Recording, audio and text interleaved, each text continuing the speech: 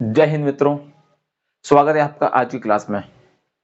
आज one shot के अंदर अपन देखेंगे चैप्टर 2। चैप्टर 2, ठीक है। आज हम 10th क्लास का जो चैप्टर 2 है उसका नाम है अम्ल, क्षार और लवण। क्या नाम है उसका? अम्ल, क्षार, लवण, ठीक है। अम्ल, क्षार, लवण। देखिए, आइए चलिए बिना देरी किए इसको शुरू करते हैं, ठीक है।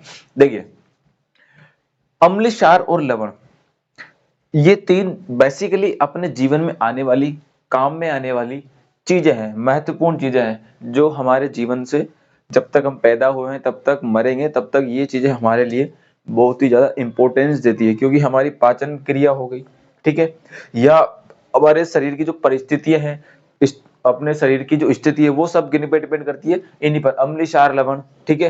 क्योंकि अगर मान के चलिए पेट खराब हो गया, ठीक है, तो मिल्क ऑफ मैग्नीशिया पी लिया, ठीक है। अगर अपन को तीखा लग गया, ठीक है, तो मीठा का कुछ खा लिया, ठीक है, या क्या नाम से नमकीन कुछ खा लिया। तो मतलब अलग अलग परिस्थिति के हिसाब से, मतलब जो अपन चीज काम में लेते हैं वो अम्ल, क्षार, लवण तीन चीजें होती है बेसिकली, ठीक है। अब देखिए, अम्ल, क्षार और लवण, अगर मैं सबसे पहले इनकी बात करता हूं कि होते क्या है, ठीक है, ये क्या होते हैं, क्या होते हैं। देखिए, ये होते क्या है बेसिकली, ये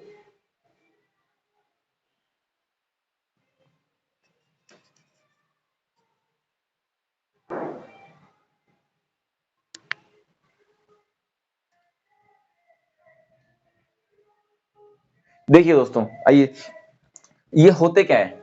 ये होते हैं, कोई पदार्थ है, ठीक है, वो उसकी प्रकृति को दर्शाता है, अम्लीय है या क्षारीय है। जैसे अपन कोई भी अगर खाना खाते हैं, ठीक है, तो अपन उसकी ये देखते हैं कि उसकी तासीर कैसी है, वो ठंड करेगा अपन को या गर्म करेगा। तो वैसे क्या है, ये भी अम्ल, क्षार और लवण तीन प्रकार की चीजें, मतलब अलग अलग अवस्थाएं मान के चलो या उनकी प्रकृति मान के चलो, ठीक है। अब देखिए, अम्ल, क्षार और लवण, ये कोई भी अपने खाने की चीज होगी, तो इनकी पहचान कैसे करते हैं? इनकी पहचान कैसे करते हैं? देखिए, अगर मैं पहचान की सबसे पहले बात करूं, अम्ल, ये होते हैं खट्टे, ठीक है, ये होते हैं खट्टे। अगर अपन खाते हैं तो ये अपन को खट्टे जैसे लगते हैं, जैसे कि इमली हो गई, आंवला हो गया, ठीक है। ये क्या है? खट्टी चीजें हैं। और खट्टी चीजों को क्या कहते हैं? अम्ल कहते हैं। मतलब उनके अंदर क्या है? अम्लता है। सारी की सारी खट्टी चीज किसके अंदर आती है? अम्लता के अंदर, ठीक है। अगर मैं क्षार की बात करता हूँ, क्षार, तो मैं इसको कहता हूँ कड़वा, ठीक है, कड़वा। और लवण की मैं बात करता हूँ अगर, तो ये होता है नमकीन, ये होता है नमकीन। जैसे कि नमक हो गया, इसका तो सबसे पहले उदाहरण नमक हो गया, ठीक है।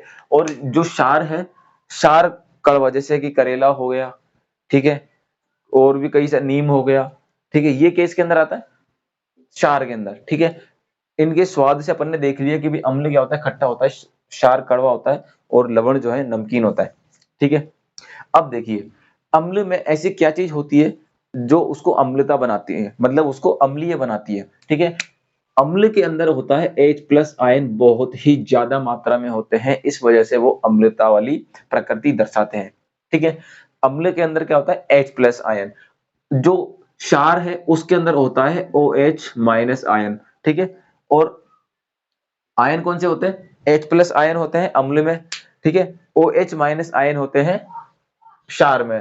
और जो लवण है उसके अंदर ये चीजें नहीं पाई जाती, ना अम्लता पाई जाएगी ना क्षारता पाई जाएगी, ठीक है भाई। अम्ल के अंदर क्या होता है? H+ आयन होते हैं जिसकी वजह से वो अम्लीय होता है, और क्षार के अंदर OH- आयन होते हैं जिसकी वजह से वो कड़वा होता है, ठीक है। नमकीन के अंदर कोई भी ऐसा H+ ना OH- कुछ भी नहीं पाया जाता है, जिस वजह से वो कौन सा स्वाद देता है? नमकीन स्वाद देता है, ठीक है। यहाँ तक क्लियर? अब देखिए, OH- ये तो अपन ने आयन के हिसाब से देख लिया, स्वाद के हिसाब से भी देख लिया। अगर मुझे स्पष्ट तरीके से जानना हो कि भाई कौन सी चीज क्या है, कौन सी चीज क्या है, तो एक स्केल आता है। कौन सा स्केल आता है? PH scale. क्या आता है? पीएच स्केल, जिसकी खोज की थी सोरेनसन ने, ठीक है। पीएच स्केल की खोज की थी सोरेनसन ने। एक स्केल दिया था, उसने ये बताया था कि भाई जो अम्लता है वो किसने पर, मतलब कितने नंबर पे कितनी होती है और कितने नंबर पे कितनी क्षारता होती है, ठीक है। तो पीएच स्केल बेसिकली इस तरीके से काम करता है, 1 से लेकर ये होता है 14 तक, ठीक है, और बीच में होता है इसका 7 नंबर। देखिए ये 7 नंबर आपका सेंटर है, और सेंटर में कुछ भी नहीं होता है, मतलब सेंटर में एवरेज होती है सारी चीजें। अब अगर मैं नमकीन की बात करता हूं तो इसके अंदर ना तो खट्टा होगा ये ना कड़वा होगा, मतलब बीच का होगा। और जो नमकीन होता है वो ही क्या होता है, साल्ट। साल्ट का भी क्या होता है, ये 7 पर होता है। आपने देखा होगा पीएच, जो पानी है उसका भी पीएच, जो शुद्ध जल की बात करते हैं उसको भी पीएच 7 होता है। इसका क्या होता है, शुद्ध जल, शुद्ध, शुद्ध, और हाँ ठीक है, शुद्ध जल। देखिए शुद्ध जल, अगर शुद्ध जल की अपन बात करते हैं तो ये क्या होता है, 7 नंबर पे होता है। नमकीन क्या होता है, 7 नंबर पे होता है। लवण कितने नंबर पे होता है, 7 नंबर पे। कोई भी ऐसा पदार्थ है जिसकी पीएच स्केल कितनी है, 7 है, ठीक है। तो इसके क्या नाम से, इसकी जो साल्ट, सॉरी SALT, एफ नहीं है। देखिए साल्ट क्या होता है, इसका भी पीएच स्केल कितना होता है, 7 नंबर पे। अगर मैं इधर की बात करता हूँ, देखिए अब अगर मैं 7 से कम चलता हूँ, यहाँ पर 6 आएगा, यहाँ पर 5 आएगा, यहाँ पर 3 आएगा, यहाँ पर 2 आएगा, ऐसे करते करते इधर कम आ जाता है। जब अपन 7 से नीचे बढ़ते हैं तो बढ़ती है H प्लस आयन। क्या बढ़ता है, H प्लस आयन। अगर किसका पीएच 6 है तो उसमें H प्लस आयन ज्यादा होंगे, किसी का 5 है तो उसमें और ज्यादा होंगे, किसी का 4 है तो उसमें और ज्यादा होंगे। जैसे जैसे अपन नीचे आते जाएंगे उसके अंदर जो H प्लस आयन है उसकी मात्रा है वो बढ़ती जाएगी, और वो अम्लता को भी बढ़ाएगा, मतलब वो उतना ही ज्यादा क्या होता जाएगा, खट्टा। क्योंकि मैंने बताया था कि H प्लस आयन बढ़ने का मतलब है उसके अंदर क्या होगा, खट्टा। खट्टा क्या होता है, H प्लस आयन की वजह से। अब जितना ज्यादा H प्लस आयन होगा वो उतना ही ज्यादा खट्टा होगा, ठीक है। तो ये क्या करता है, अम्लता इधर बढ़ाता है। देखिए अगर एक पदार्थ है जिसका पीएच स्केल 6 है, और एक पदार्थ है जिसका पीएच स्केल मान के चलिए 2 है, ठीक है। एक है 6 और एक है 2। तो मुझे एक बात बताइए कि भाई इसमें प्रबल अम्ल कैसा होगा, ठीक है। इसमें प्रबल अम्ल कौन होगा, मतलब प्रबल का मतलब है बहुत ही ज्यादा जबरदस्त खट्टा कौन होगा, 2 नंबर वाला, ठीक है। 2 नंबर वाला होगा ना इसकी तुलना में। तो इसको अपन क्या कह सकते हैं, ये प्रबल अम्ल है। क्या कह सकते हैं, प्रबल अम्ल है, मतलब ये ज्यादा खट्टा होता है, ठीक है। इसके अंदर बहुत ही ज्यादा मात्रा में क्या होते हैं, H प्लस आयन होते हैं। इस वजह से ये 2 नंबर वाला क्या होगा, खट्टा होगा बहुत ज्यादा। और इसी वजह से इधर वाले जो वैल्यूज हैं, इधर वाले वैल्यूज पर जो भी पदार्थ, खाद्य पदार्थ, कोई भी पीने की चीज आती है इधर वाली वैल्यूज पे, वो प्रबल अम्ल कहलाते हैं, और इधर वाली जो होती है वो दुर्बल अम्ल कहलाते हैं। वो खाद्य पदार्थ कैसे कहलाते हैं, दुर्बल अम्ल वाले, ठीक है। यहाँ तक क्लियर। वैसे ही अगर मैं इधर बढ़ता हूँ, इसके 8 9 10 11 12, तो ऐसे करके अगर मैं इधर बढ़ता हूँ तो ये 8 हो गया, 9 हो गया, 10 हो गया। आगे चलते हैं।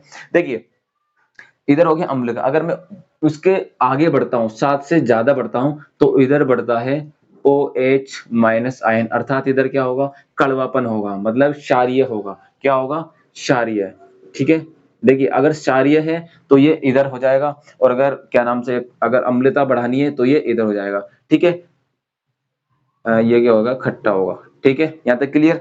देखिए अब जैसे अपन ने, जैसे मैंने अभी आपको बताया था कि भाई 6 नंबर वाला दुर्बल अम्लीय होगा और 2 नंबर वाला प्रबल अम्लीय होगा, वैसे ही मुझे एक बात बताइए, एक 8 नंबर वाला है और एक 13 नंबर वाला है, तो इसमें प्रबल क्षारीय कौन सा होगा, प्रबल क्षारीय बता के थोड़ा सोचिए। देखिए जैसे इधर घटता जा रहा था तो ये क्या होता है, बहुत ही ज्यादा H प्लस आयन मिला लेता है, मतलब इस पदार्थ के अंदर क्या प्लस क्या होगा, H प्लस आयन होगा। इस वजह से ये क्या हो जाता है, प्रबल वाला। वैसे ही 13 वाले में कितना होगा, बहुत ही ज्यादा OH माइनस आयन होंगे, और ये वाला क्या कहलाएगा, प्रबल क्षारीय। और 8 वाला और या 9, फिर ये 9 वाला क्या कहलाएगा, दुर्बल वाला। समझ गए क्या।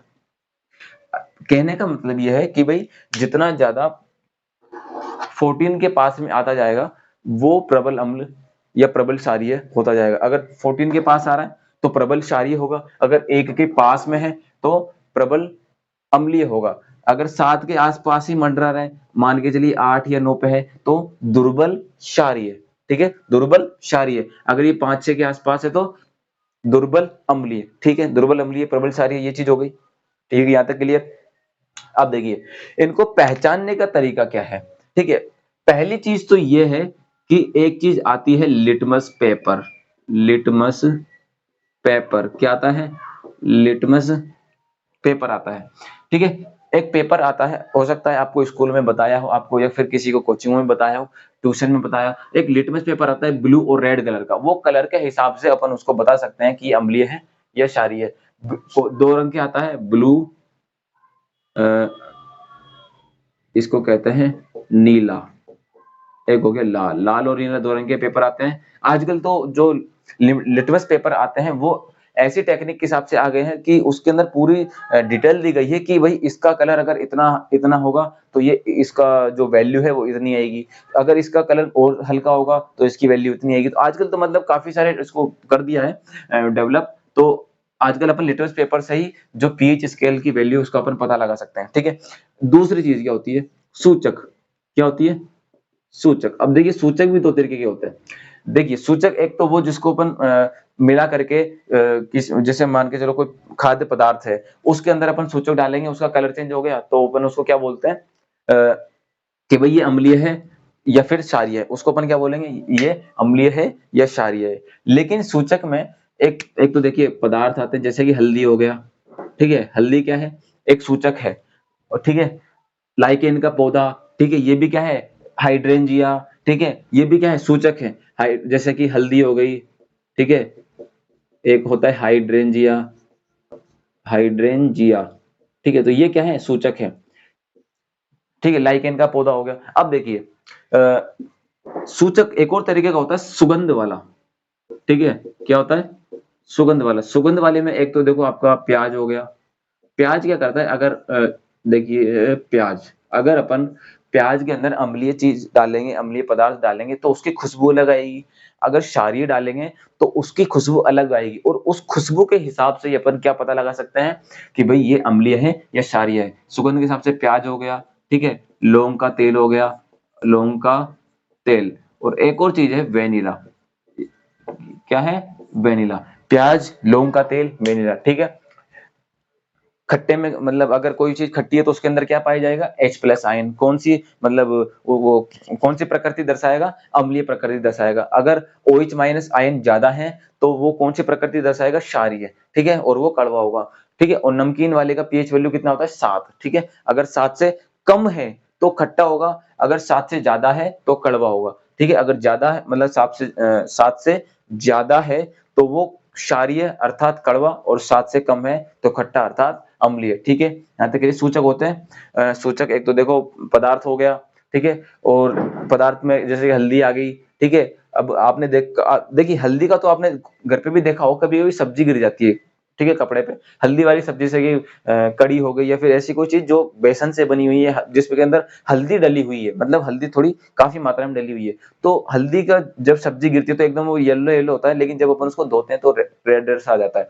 क्यों, क्योंकि उसने किसके साथ में टच किया है, अम्लीय के साथ में टच किया है, ठीक है। जब साबुन से धोते हैं अम्लीय माध्यम होने के कारण वो लाल रंग दर्शाता है, ठीक है। और आपने घर पे भी इसको ऑब्जर्व किया होगा, तो वो हल्दी का आप एग्जांपल लिख सकते हो, हाइड्रेंजिया हो गया, लाइकेन का पौधा हो गया, ठीक है। अब देखिए अगर सुगंध की बात करते तो प्याज हो गया सुगंध में, ठीक है। अगर जब अपन इसके ऊपर अम्लीय माध्यम डालेंगे तो अलग सुगंध देगा, ठीक है। अगर क्षारीय जो पदार्थ है वो डालेंगे तो अलग सुगंध देगा, और उस सुगंध के हिसाब से ही अपन उसको जज कर सकते हैं कि अम्लीय है या क्षारीय है। वैसे लौंग का तेल, वेनिला, ये इसके उदाहरण है, ठीक है। यहाँ तक क्लियर। पीएच स्केल बता चुका हूं मैं, ठीक है। दुर्बल अम्ल समझ में आया कि भाई दुर्बल क्षारीय उसको बोलते हैं। देखिए दुर्बल अगर 7 के आसपास है तो दुर्बल है, अगर 7 से दूर है तो प्रबल है। जैसे कि 7 से दूर क्या है, एक तो ये है, एक ये है, इधर है तो प्रबल अम्लीय, और अगर इधर है तो प्रबल क्षारीय। और 7 के आसपास में जैसे कि 8-9 है तो दुर्बल क्षारीय, और 5-6 है तो दुर्बल अम्लीय, ठीक है। याद रखना 7 से बढ़ेंगे तो क्षारीय, 7 से कम होंगे अम्लीय, ठीक है। यहाँ तक क्लियर, यहाँ तक कि भाई मैं अम्लीय, क्षार और लवण तीनों को अच्छी तरीके से बता चुका हूं आपको कि ये होते क्या है, ठीक है। यहाँ तक क्लियर हो, किसी को अगर कोई डाउट हो तो पूछ सकता है, ठीक है। अब देखिए अब अपन इसके पढ़ेंगे गुणधर्म। अपन इसके क्या पढ़ेंगे, गुणधर्म। देखिए इसमें बेसिकली 3 ही चीजें कि ये होते क्या है, दुर्बल अम्ल, अम्लीय, क्षार, लवण होते क्या है। दूसरी चीज ये है कि भाई इनकी पहचान कैसे करनी है। पीएच स्केल एक माध्यम है जिसके हिसाब से अपन पता लगा सकते हैं। अब देखिए पीएच गुणधर्म से पहले मैं आपको एक और चीज बताता हूं। देखिए जैसे पीएच स्केल जब अपन देखते हैं तो आपको किताब के अंदर कई सारे उदाहरण दिए गए हैं, जैसे कि अगर मैं NaOH की बात करता हूँ, NaOH, ठीक है, OH, OH दिख गया, मतलब ये क्या होगा, साल्ट होगा या फिर लवण होगा, बताइए, ओ सॉरी, क्षार होगा या लवण होगा। देखिए OH मतलब होता है क्षारीय, क्योंकि आपको दिख गया OH माइनस आयन है तो मतलब क्षारीय। अब इसका क्या होता है 14, मतलब ये बहुत ही ज्यादा, सबसे कड़वा कह सकते हैं अपन इसको, ये इसको अपन कह सकते हैं प्रबल क्षारीय, क्योंकि ये कहां पर है 14 के पास में। तो कहने का मतलब समझ में आया, NaOH का होता है 14, ठीक है। अब अपने जठर रस आपने देखा होगा जो पेट में बनता है, जठर रस, इसका होता है 1.2, कितना होता है 1.2। अब देखिए शुद्ध जल का मैं बता चुका हूं, शुद्ध जल, शुद्ध जल का होता है 7, ठीक है। ऐसे ही आपके जो किताब है उसके अंदर कई सारी चीजें दी गई हैं, जिसके माध्यम से आप थोड़ा इनको दो चार जो है याद कर लीजिएगा, ठीक है। NaOH का 14, शुद्ध जल का 7 और जठर रस मतलब पेट का 1.2, पेट के अंदर जो अम्ल पाया जाता है उसका होता है 1.2, ठीक है। यहाँ तक क्लियर। अब अपन आगे चलें, किसी को डाउट हो, ठीक है। देखिए अब थोड़ा सा इसको नोट कर लीजिए, थोड़ा दिमाग में बैठा लीजिए कि भाई अम्ल क्या होता है, जैसे खट्टा होता है, क्षार क्या होता है, लवण, जो क्षार होता है वो कड़वा होता है, और जो साल्ट है वो नमकीन होता है, ठीक है। यहाँ तक क्लियर। अब देखिए, अब अपन आगे चलते हैं।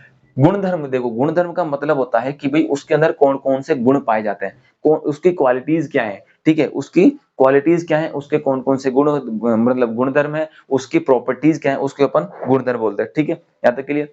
अब देखिए गुणधर्म पे अपन चलते हैं। अगर किसी को डाउट हो तो कमेंट करके पूछ सकता है, किसी को अगर नोट्स चाहिए तो टेलीग्राम पे आपको डिस्क्रिप्शन में टेलीग्राम का चैनल है, तो आप जाके वहां से डायरेक्ट नोट्स डाल दिए गए हैं तो वो भी आप ले लीजिए। अब देखिए आगे, और सॉरी ये अम्ल, चलो इसको तो मिटा देते हैं, अपन आगे चलते हैं। अब चलेंगे अपन गुणधर्म पे। ये सारी चीजें आपको किताब, देखिए प्रबल अम्ल, ये छोटी छोटी चीजें हैं, ये तो आपको यहीं पर ही याद हो गई होगी, ठीक है, दिमाग में बैठ गई होगी। बस थोड़ा सा आप ध्यान रखिए कि भाई क्वेश्चन किस तरीके से आ रहा है, उसका क्वेश्चन अपन किसके क्वेश्चन का जो आंसर है वो किस तरीके से अपन को देना है, ठीक है। बस एग्जाम की तैयारी करते रहिए और वीडियोस देखते रहिए अगर अच्छे लगे, ठीक है। अब आप कोई दिक्कत हो तो आप कमेंट में बता सकते हैं। देखिए अब अपन पढ़ेंगे गुणधर्म, ठीक है, उसके कौन कौन से गुण हैं जो वो दर्शाता है। अपन ने दो चीज पढ़ी थी कि पहला तो क्या होता है गुणधर्म, पहला तो यह है कि अम्ल, ठीक है, दूसरा है लवण, तीसरा है क्षार। अम्ल, क्षार और लवण तीन चीज हैं।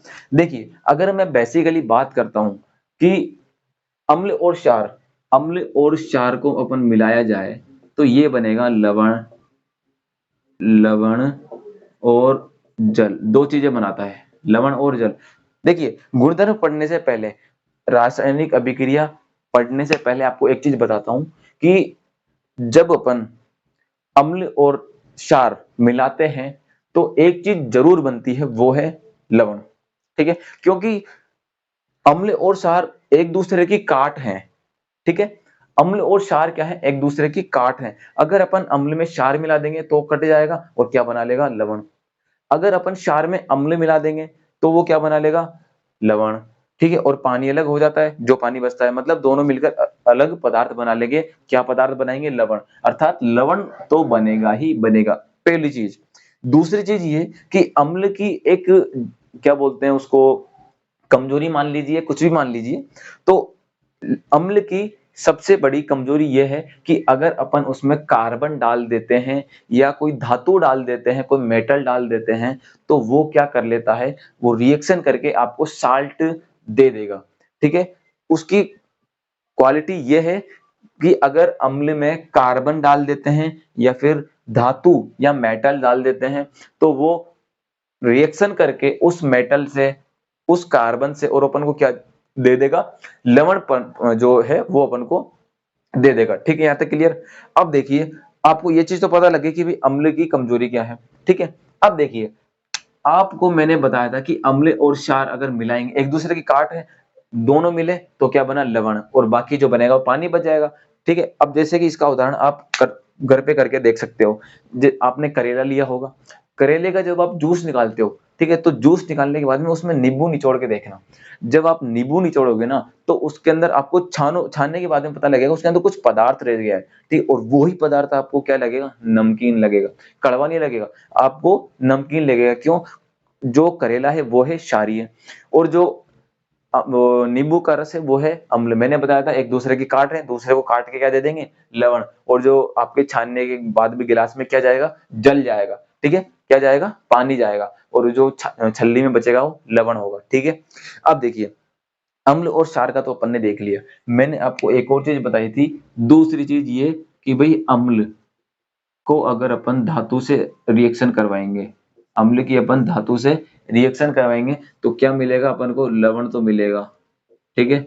देखिए, अम्ल के साथ में धातु तो मिलेगा, लेकिन क्या होगा, इसमें हाइड्रोजन जो गैस है वो प्रोड्यूस हो जाएगी। बस एक चीज यहाँ पर ये है कि भाई ये क्या करता है, हाइड्रोजन गैस प्रोड्यूस कर देता है।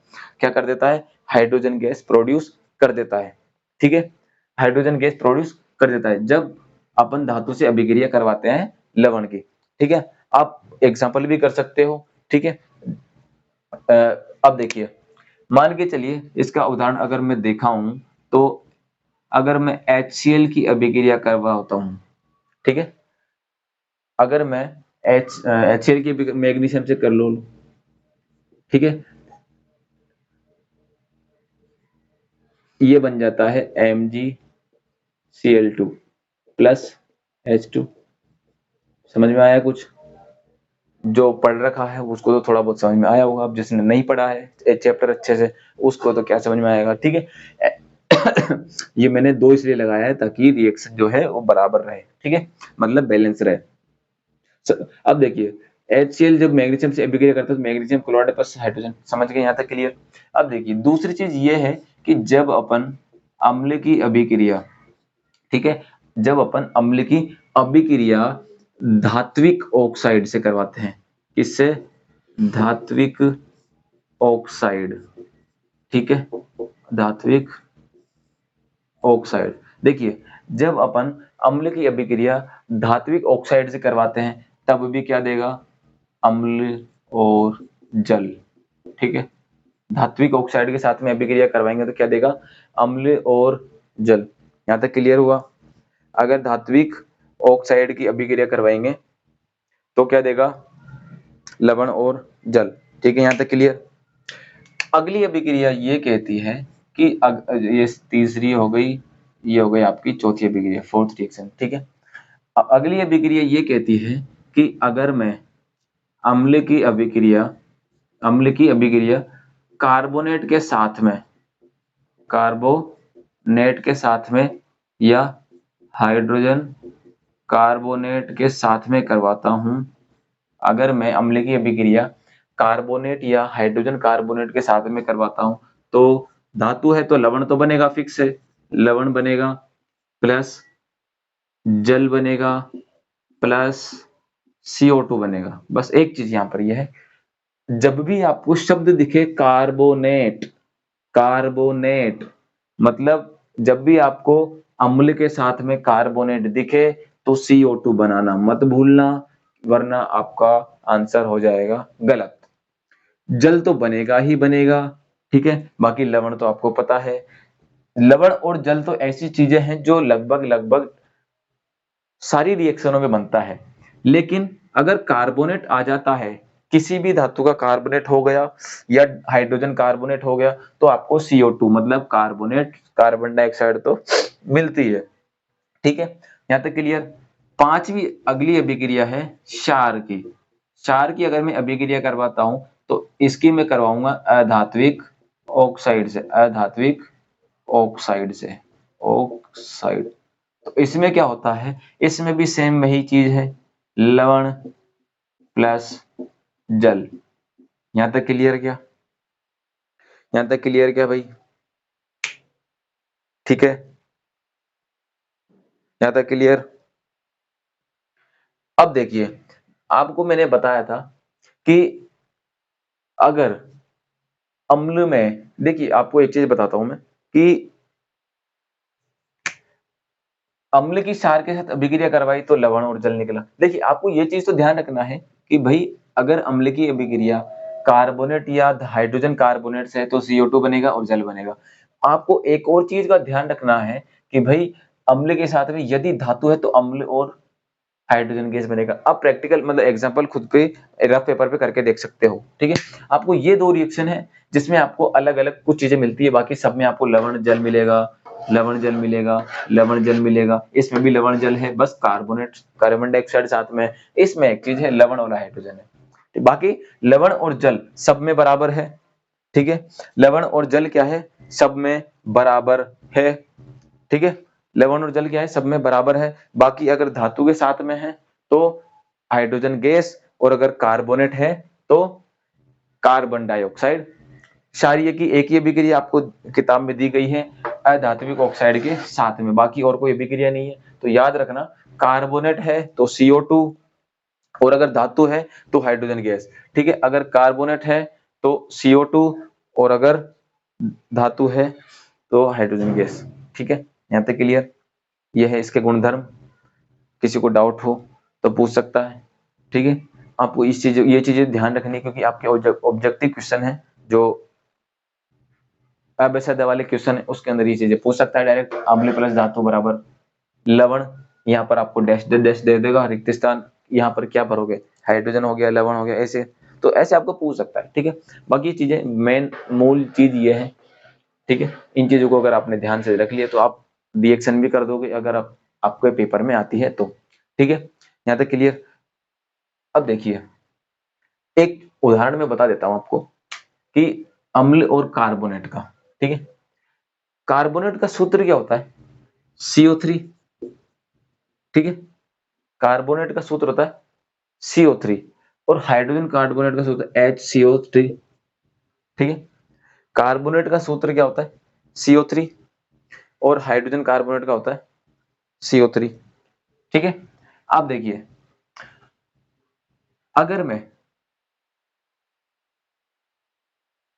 अम्ल की अभिक्रिया है, मान के चलिए मैं ले लेता हूं क्या लूं, HCl, या फिर फिलहाल तो HCl ले लेते हैं, ठीक है। अगर मैं कार्बोनेट मतलब जैसे कि कौन सा कार्बोनेट ले, एल्यूमिनियम कार्बोनेट ले लेते हैं, Al2CO3, एल्यूमिनियम कार्बोनेट, ठीक है। अब देखिए अगर इधर अभिक्रिया होती है तो क्या होगा, लवण बनेगा, और लवण में ना हाइड्रोजन होता है, ना क्या होता है, ना तो हाइड्रोजन होता है, ना ही OH माइनस आयन होता है। आप देखिए यहाँ पर क्या चीज फिक्स है, CO2, तो पहले CO2 लिख दीजिए, प्लस H2O लिख दीजिए, ठीक है। अब CO2 तो आपको निकल चुका है, H2O आपको निकल चुका है। अब यहाँ पर क्या बचेगा, Al2Cl, क्या बचेगा, Al2Cl, ठीक है। Al2, यहाँ पर क्या बच गया, CO2, ये तो ठीक है, एक O बच गया इधर, तो H2O हो गया इधर, ठीक है। H2O तो यहाँ पर 2HCl कर देते हैं, ये आपका ये रिएक्शन Al2Cl2 ये बन गया, ठीक है। यहाँ तक क्लियर, ठीक है। आगे चलिए दोस्तों शुरुआत करते हैं लवण के बारे में, ठीक है। लवण में पहली चीज अपने पास आती है सोडियम हाइड्रोक्साइड, सोडियम हाइड्रोक्साइड, ठीक है। इस सोडियम हाइड्रोक्साइड में क्या होता है, इसका सूत्र होता है NaOH, ठीक है, NaOH। और जो क्लोर क्षार अभिक्रिया है वो इसी को ही बोलते हैं, ठीक है। क्लोर क्षार अभिक्रिया किसको बोलते हैं, NaOH को जब अपन प्राप्त करते हैं, जो अभिक्रिया करते हैं, जो रिएक्शन करते हैं, उसको अपन क्या बोलते हैं, क्लोर क्षार अभिक्रिया, ठीक है। इससे से रिलेटेड, इसी से संबंधित क्या है, क्लोर क्षार अभिक्रिया, क्योंकि अपन क्लोरीन को किसमें बदलते हैं, क्षार में, ठीक है। NaCl को बदलते हैं NaOH में, इसीलिए अपन इसको बोलते हैं क्लोर, मतलब क्लोरीन को क्षार में बदलते हैं, ठीक है। तो अब देखिए आगे, ये तो हो गया आपका पहला, सोडियम हाइड्रोक्साइड, ठीक है। ये अपन को काफी सारी चीजों में काम आता है। लवण के अंदर एक मेजर पार्ट इसका ही होता है। आगे जितने भी जो साल्ट होते हैं उनको अपन इसी के आधार पर बनाते हैं, ठीक है। सोडियम हाइड्रोक्साइड की उसके अंदर महत्वपूर्ण भूमिका होती है, ठीक है। इसके अंदर दूसरा अगर मैं बात करता हूँ तो दूसरा आता है विरंजन चूर्ण। विरंजन, देखिए इस शब्द को समझने के लिए आप एक बात बताइए कि जो बांध वगैरह अपने पास, जैसे कि किसी के पास बीसलपुर का बांध का पानी आता हो या किसी और अदर स्टेट में हो, तो उसके पास में कोई अदर बांध से पानी आता हो, कोई स्टोरेज से आता है, तो वहां पर क्या होता है, मतलब उस बांध के अंदर कई सारे जीवाणु होते हैं, कई सारे रोगाणु होते हैं जो हमें नुकसान पहुंचा सकते हैं हमारे शरीर को। इस वजह से उसके अंदर अपन क्या डालते हैं, ये जो विरंजन चूर्ण है उसको अपन डालते हैं साफ करने के लिए, ठीक है। विरंजन चूर्ण का सूत्र देखिए, इसके अंदर स्पेशली आपने देखा होगा बदबू सी आती है उसके अंदर, ठीक है। बदबू सी आती है, और वो बदबू किसकी होती है, क्लोरीन की। किसकी होती है, क्लोरीन की। और क्लोरीन से याद रखना है आपको, CaO Cl2, क्या याद रखोगे, CaO Cl2, कैल्शियम ऑक्सीक्लोराइड विरंजन चूर्ण का सूत्र होता है, ठीक है। CaO Cl2 क्या होता है, विरंजन चूर्ण का सूत्र होता है, ठीक है। विरंजन चूर्ण का सूत्र क्या होता है, CaO Cl2, ठीक है। रोगाणुनाशी होता है, ठीक है।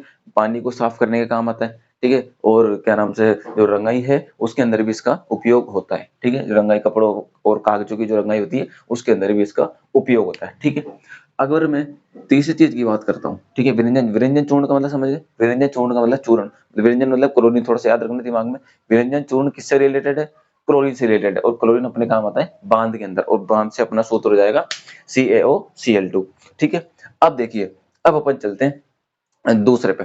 देखिए CaO Cl2 तो आपने देख लिया, ठीक है। अब अगर मैं दूसरे की बात करता हूँ, ठीक है, बेकिंग सोडा। नाम से पता लग रहा होगा, बेक करना मतलब मतलब बनाने वाला, कुछ खाने की चीजें से रिलेटेड होगा बेकिंग सोडा। तो इसका सूत्र होता है NaHCO3। इसका सूत्र होता है सोडियम हाइड्रोजन कार्बोनेट, ठीक है। बेकिंग सोडा से आप क्या याद रखोगे कि भाई जब भी अपन खाना बनाते हैं तो सोडा मिलाते हैं, ठीक है। जो भी सोडा मिलाते हैं वो कौन सा होता है, बेकिंग सोडा होता है। और उसका सूत्र होता है NaHCO3। NaHCO3 से अपन जब इसको अंदर मिला करके गर्म करते हैं, तो जो जो गैसें होती है वो क्या करती है, उड़ जाती है। और उस गैसों के उड़ने के कारण वो जगह हो जाती है खाली, और उस खाली जगह के कारण, उस खाली जगह को रहने के कारण वो स्पंजी हो जाता है, ठीक है। स्पंजी इसी वजह से होता है, वो नरम जो होता है इसी वजह से होता है, ठीक है। बेकिंग सोडा से NaHCO3। चौथा अपन देखें, ये है धोने का सोडा या धावन सोडा।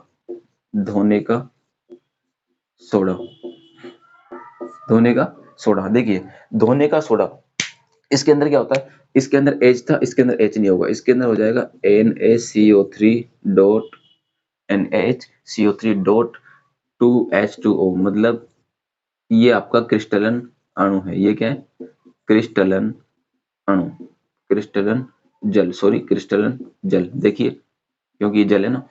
मतलब क्या हो, क्रिस्टलन जल क्या होता है, एक क्रिस्टल का मतलब होता है एक अणु। एक अणु में जितना पानी की मात्रा होती है उसको अपन क्रिस्टलन जल बोलते हैं। जैसे NaHCO3 एक अणु मान लीजिए, इस एक अणु में कितना है, डॉट 2H2, मतलब 2 क्या है, हाइड्रोजन के अणु हैं जो इसके अंदर मिले हुए हैं। इस पूरे एक अणु में कितने पानी है, 2H2O पानी है। और इसी को अपन क्या बोलते हैं, क्रिस्टलन जल बोलते हैं, ठीक है।